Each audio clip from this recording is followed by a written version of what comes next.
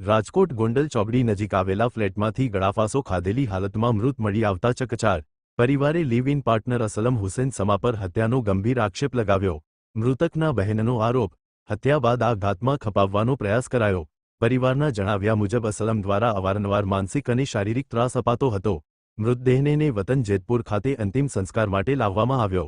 PM report બાદ જ મોતનું સાચું કારણ સ્પષ્ટ થશે। પોલીસે તપાસ તેજ કરી। અહેવાલ સંજય પોપટ। રૂપલ આનંદભાઈ બોસમિયા। આક્ષેપ અમારો અસલમ સમા સામે હે, અસલમ હુસેન સમા। એને 2 દિવસથી એ લોકોને મેટર તો ઘણા ટાઈમથી હાલતી હતી, પણ 2 દિવસથી એ લોકોને એવા ઝઘડા થતા હતા। પોતે પરણેલો હતો, એક છોકરાનો બાપ હતો।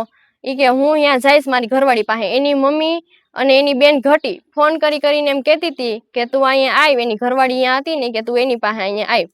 તો મારી બેને એવું કીધું કે હું અહીંયા હું તો તારા મમ્મીને અહીંયા બોલાવી લે, તારે અહીંયા નથી જવું। તો કે હું તો અહીંયા જઈશ એમ કરીને એની ઉપર હાથ ઉપાડ્યો અને મૂકીને 2 દિવસથી વહી ગયો। તો પછી કાલે બપોરે 5 વાગ્યા આસપાસ એને બોલાવી કે તું આય, તારી હારે વાત કરવી છે। શાહિદભાઈ કરીને એનો ફોન આવ્યો હતો, શાહિદ કરીને, અને શાહિદ અસલમ સમાના માસીનો છોકરો થાય।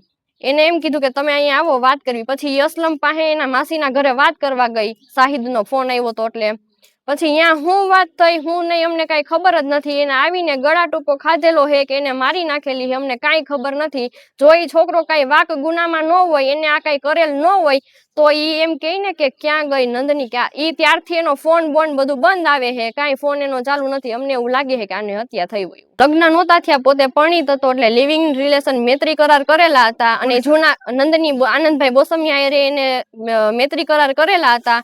અને એ જુનાગઢનો હતો, બુટલેગર હતો, માથા ભારે હતો, ગાંજાનો વેપારી છે, ઓનલાઈન ઓલો ગેમિંગના પૈસા ખાતામાં આવે એ કરે છે, અને હથિયારોના હમણાં જેની ઉપર કેસ થયા છે। એને હું કર્યું અમારી બેન એને કઈ ખબર જ નથી।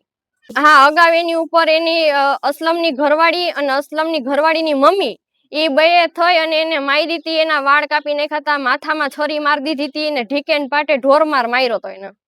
ત્યારે અમે કેસ કર્યો તો, એની ફરિયાદી અમારી પાસે બધું છે, જે કઈ જોતું હોય છે એ મળી જાય।